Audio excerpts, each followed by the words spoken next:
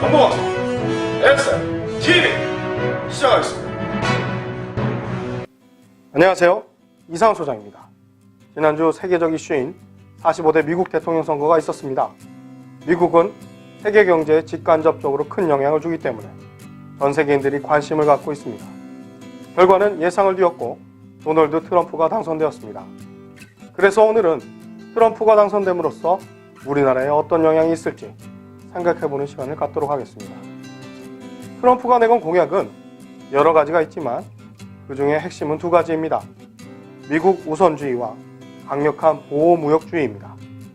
대미 수출 비중이 높은 우리나라 경제에 상당한 타격이 예상되는 부분이죠. 이미 체결한 FTA도 재검토할 것이라고 얘기해왔기 때문에 한미 FTA도 변화가 있을 것으로 예측됩니다. 미국의 금리 인상도 예견되고 있는데요. 이렇게 되면 국내 자금이 해외로 빠져나갈 우려가 있기에 우리나라 금리도 오를 가능성이 큽니다.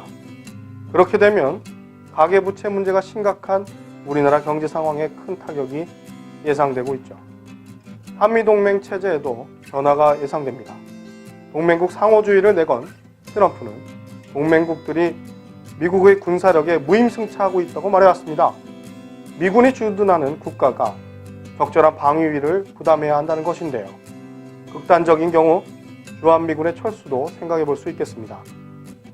하지만 한국 내 미군의 배치는 미국 입장에서도 효용성이 있기 때문에 실현 가능성은 낮은 편입니다. 예상해보면 방위비 부담이 늘어나거나 미군의 축소 배치 정도인데요. 어느 때보다 외교부의 역할이 중요한 시기입니다. 기대되는 것은 대다수 국민들이 반대하는 사드 배치 문제도 재논의 될 가능성이 큽니다. 트럼프는 미사일 방어 체제에 대해 회의적인 입장이기 때문에 한국 내 사드 배치에 영향이 있지 않을까 생각됩니다. 트럼프는 불법 이민자 문제를 심각하게 생각하고 있습니다. 난민이나 이민자들에게 배타적인 태도를 보여왔는데요. 이민 정책에 대해서 큰 변화가 예상되는 부분이죠.